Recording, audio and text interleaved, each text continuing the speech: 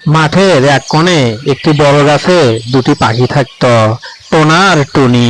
ছোট ছোট খড়ের বাসায় তারা সুখে দিন কাটাতো। একদিন রাতের বেলা ভয়ঙ্কর এক ঝড় এলো।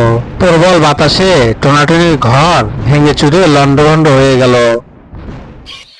পরের দিন টুনি কাঁদতে কাঁদতে টোনাকে বলল, আমরা এখন কোথায় যাব, কোথায় থাকবো, কি করবে? টোনা অনেক চিন্তায় পড়ে গেল।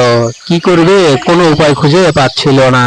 টোনা টুনিকে সান্ত্বনা দেওয়ার জন্য বলল, টুনি, তুমি কোনো চিন্তা করো না, আল্লাহ যে কোনো একটা ব্যবস্থা করবেই। কোনো উপায় না পেয়ে টোনা টুনি চিন্তা করছিল। ঠিক সেই সময়ে একটি শিয়াল এসে দাঁড়ালো।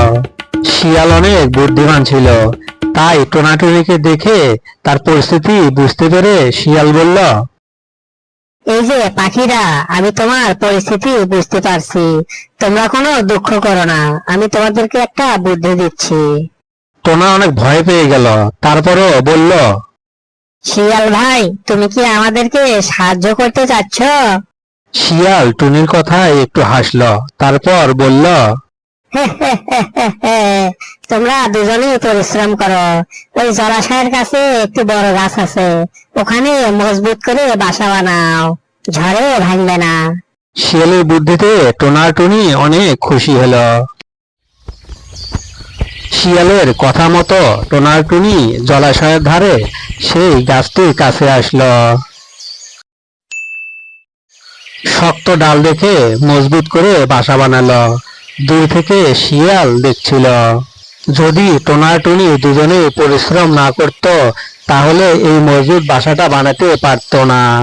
শিয়াল দূর থেকে ওদের বাসা বানানো দেখছিল আর হাসছিল।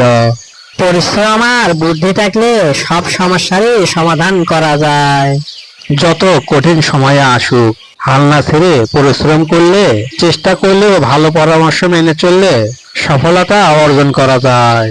নতুন বন্ধুরা চ্যানেলটিকে সাবস্ক্রাইব করো, আর পুরাতন বন্ধুরা লাইক কমেন্ট শেয়ার করো।